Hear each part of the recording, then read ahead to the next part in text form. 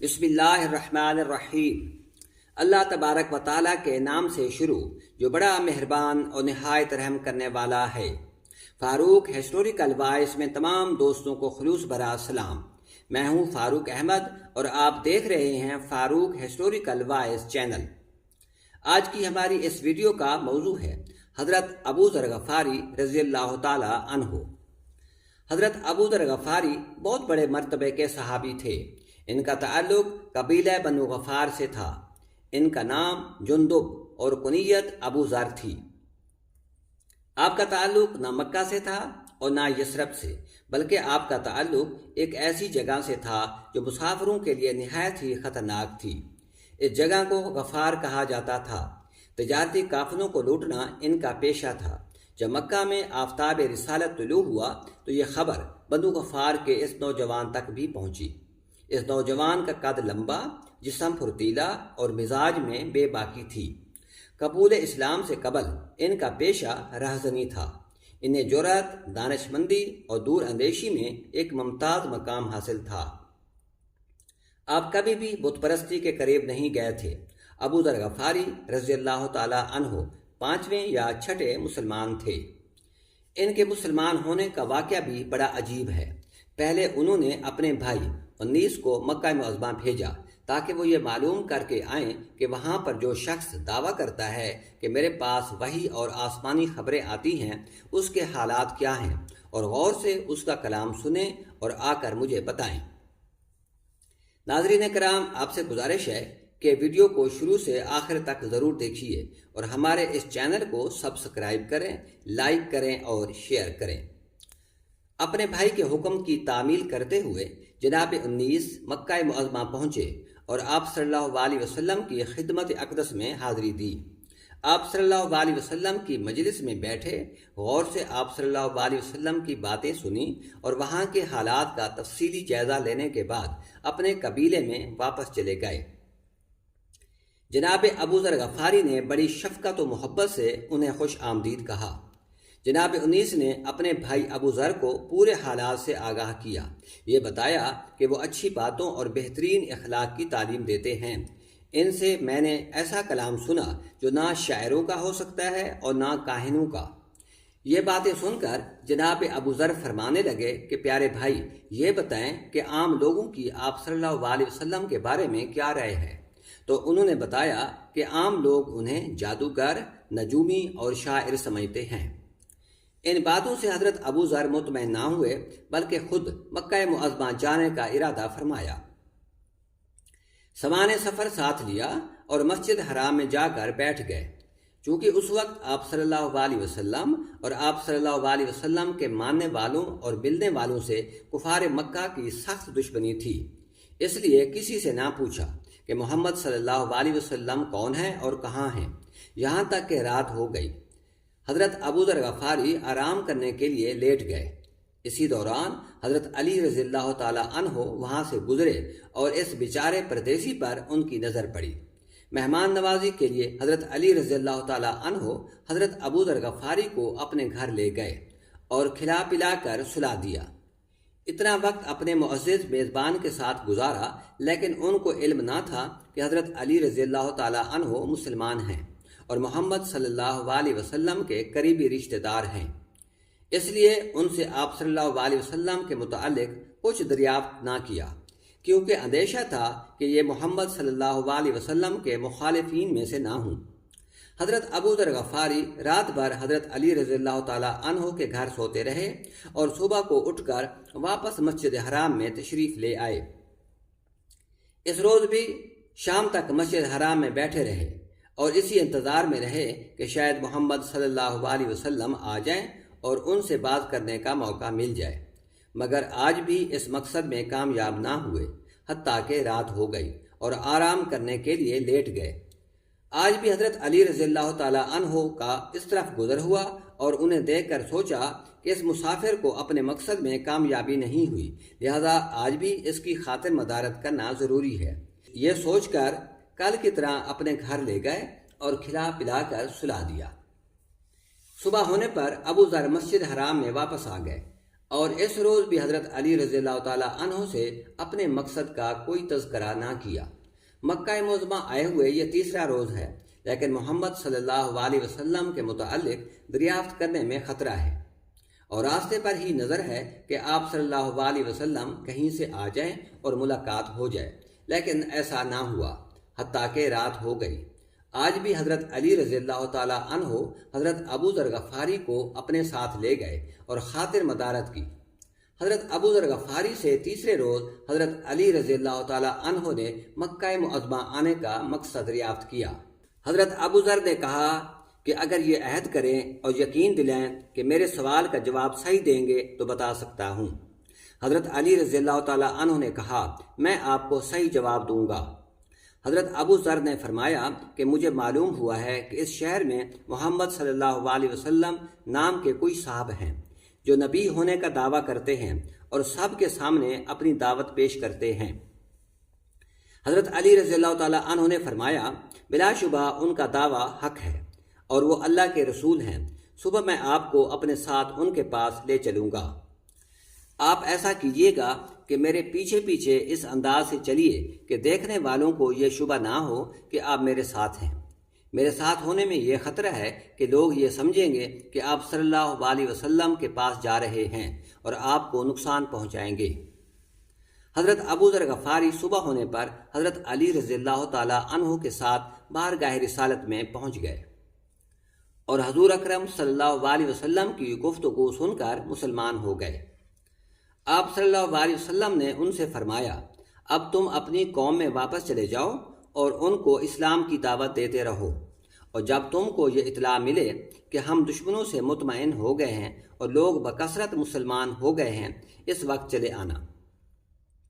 حضرت ابو ذر غفاری بڑے بہادر اور دلیر انسان تھے۔ اسلام قبول کر کے چپ چاپ واپس چلے جانا مناسب نہ سمجھا۔ بارگاہ رسالت میں عرض کیا کہ قسم ہے اس ذات کی جس کے قبضے میں میری جان ہے، میں کلمہ کو مشرقوں کے سامنے بلند آواز سے پڑھوں گا۔ یہ کہہ کر مسجد حرام میں آئے اور بلند آواز سے کلمہ پڑھا۔ کلمہ سنتے ہی مشرکین حضرت ابو ذر غفاری پر ٹوٹ پڑے اور اتنا مارا کہ حضرت ابو ذر غفاری نڈھال ہو کر گر گئے۔ آپ صلی اللہ علیہ وسلم کے چچا حضرت عباس رضی اللہ تعالیٰ عنہ اگرچہ وہ اس وقت تک مسلمان نہ ہوئے تھے مگر پھر بھی وہ حضرت ابو ذر غفاری کے اوپر لیٹ گئے اور یوں کہہ کر بچایا کہ تمہارا ناس ہو، تم جانتے نہیں کہ یہ قبیلہ غفار کا آدمی ہے۔ جب تجارت کے لیے ملک شام جاتے ہو تو راستہ میں قبیلہ غفار پڑتا ہے، اگر یہ آدمی مر گیا تو تمہاری تجارت بند ہو جائے گی۔ اس کے بعد حضرت ابو ذر غفاری واپس اپنے قبیلے میں چلے گئے اور اسلام کی تبلیغ کرتے رہے۔ نبی کریم صلی اللہ علیہ وسلم نے ارشاد فرمایا کہ میرے صحابہ میں ابو ذر غفاری رضی اللہ تعالیٰ عنہ حضرت عیسیٰ علیہ السلام کی مثل ہیں، یعنی جیسے حضرت عیسیٰ علیہ السلام نے دنیا کو طلاق دے دی تھی ایسا ہی سیدنا حضرت ابو ذر غفاری بھی دنیا سے کنارہ کش ہو چکے ہیں۔ آپ صلی اللہ علیہ وسلم نے ارشاد فرمایا کہ اللہ تعالیٰ کی اس نیلی چھتری یعنی آسمان کے نیچے حضرت ابو ذر غفاری سے زیادہ سچا آدمی کوئی نہیں۔ سیدنا ابو ذر غفاری رضی اللہ عنہ کے حالات زندگی بیان کرنے کے لیے بڑا جگرا چاہیے۔ آپ کی ساری زندگی زہد و تقویٰ اور پرہیزگاری کا منہ بولتا ثبوت ہے۔ غزوہ تبوک کے موقع پر آپ صلی اللہ علیہ وسلم نے ارشاد فرمایا تھا کہ اللہ تعالیٰ کا حکم ہے کہ جو اس غزوہ میں شامل نہیں ہوگا وہ منافق شمار ہوگا۔ اس سے پہلے کسی بھی جنگ میں شامل ہونے کے لیے اللہ تعالیٰ کی طرف سے اس طرح کا حکم نہیں آیا تھا، بلکہ جو صحابہ کرام جنگ میں شامل ہو جاتے ان کو اجر و ثواب اور مال غنیمت میں حصہ مل جاتا تھا، اور جو شریک نہ ہوتا اس پر کوئی گرفت نہ ہوتی تھی۔ آپ صلی اللہ علیہ وسلم اپنے صحابہ کرام کی جماعت کے ساتھ جنگ کے لیے روانہ ہو چکے تھے۔ سیدنا ابو ذر غفاری اس جنگ میں شامل ہونے کے لیے اپنے گھر سے نکلے تو ان کے اونٹ نے آگے چلنے سے انکار کر دیا اور وہ ایک جگہ جم کر بیٹھ گیا۔ ابو ذر غفاری رضی اللہ تعالیٰ عنہ نے لاکھ کوشش کی لیکن اونٹ وہاں سے نہ اٹھ سکا۔